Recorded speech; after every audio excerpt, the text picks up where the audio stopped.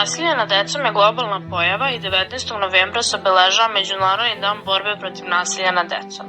Mnoga deca su izložena fizičkom ili psihičkom nasilju u svojim domovima, institucijama, školi ili na ulici.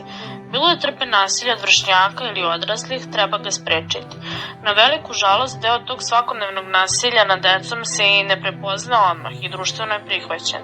Nikakvo nasilje nad decom nije opravdano i svako nasilje se može i mora zaustaviti ako već nije sprečeno na vreme. Nasilje nad decom se ne sme i ne može tolerisati.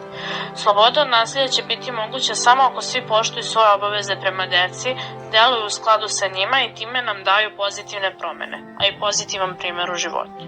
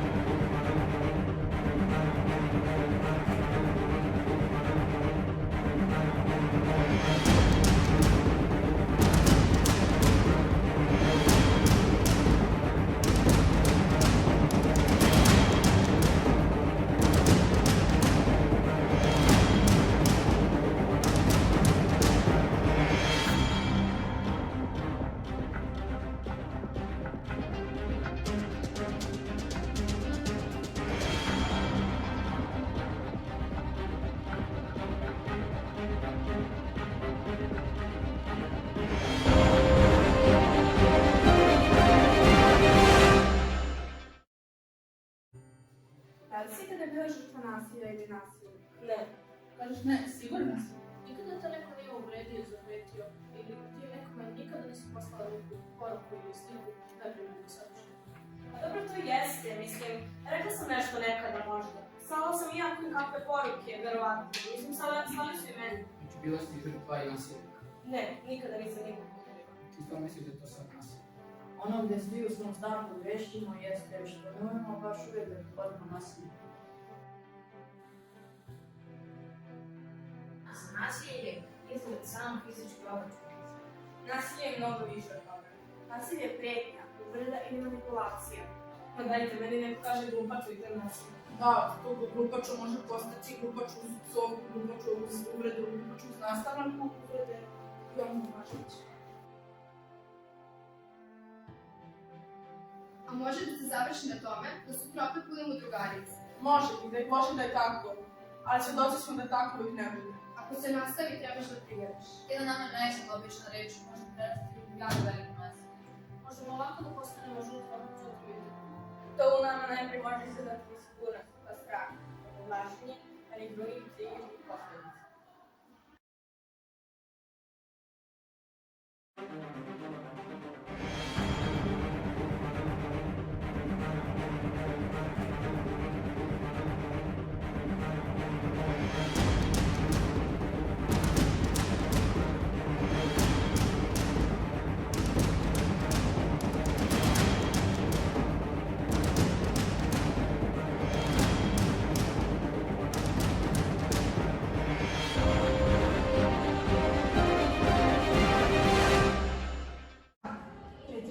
Moja drugarica je bila 7. razred.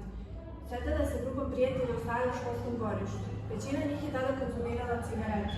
Ona nije želela da proba, ali posle silnog nagovaranja pristala je. Pred 3 godine je počeo i alkohol i mnogo gore od toga.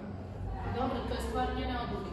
Odlično, to je bila njihova stvar na emocionalnom bregu. Prijatelji, kakvi su to drugovi koji to prijatelji? Stvar je u tome što i nisu bili drugovi. Da su bili drugovi ne bi nagovarali da poruši svoje snove u 7. razredu. Zašto prosto nije odbila?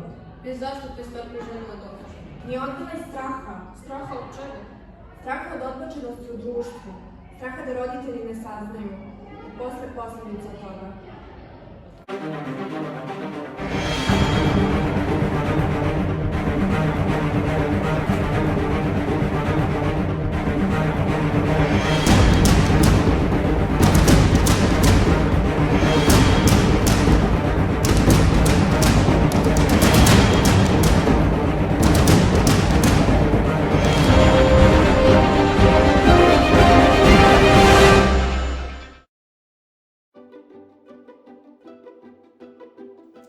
Nekada su to samo zaista bezazlene čarke, dva brata, dve sestre, dva druga.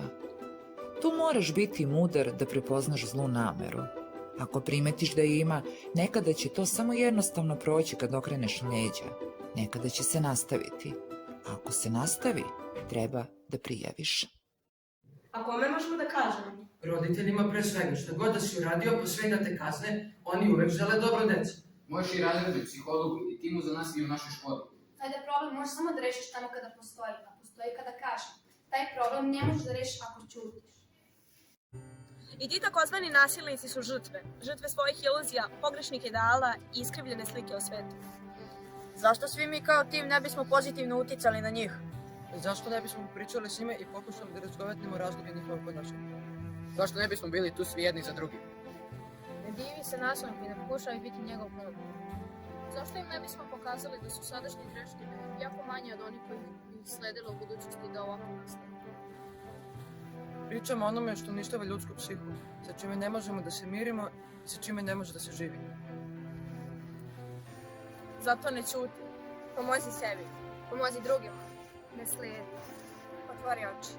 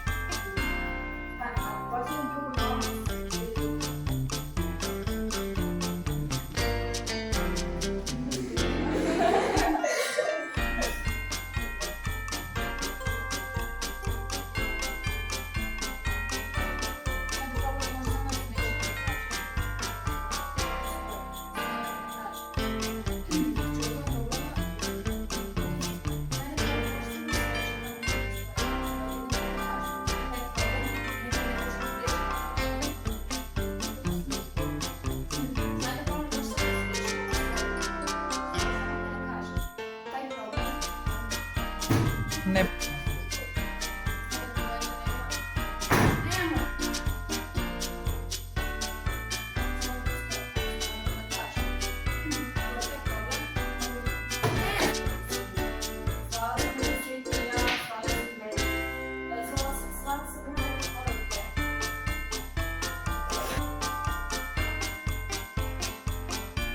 I ti takozvani nasilnici su žrtve. Žrtve svojih Pričamo o ovom...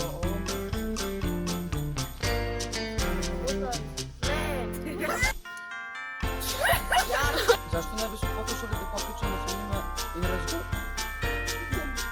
I ti takozvani nasilnici su žrtve. I ti takozvani nasilnici su žrtve. Žrtve svojih iluzija, pogrešnih ideala i iskrivljenih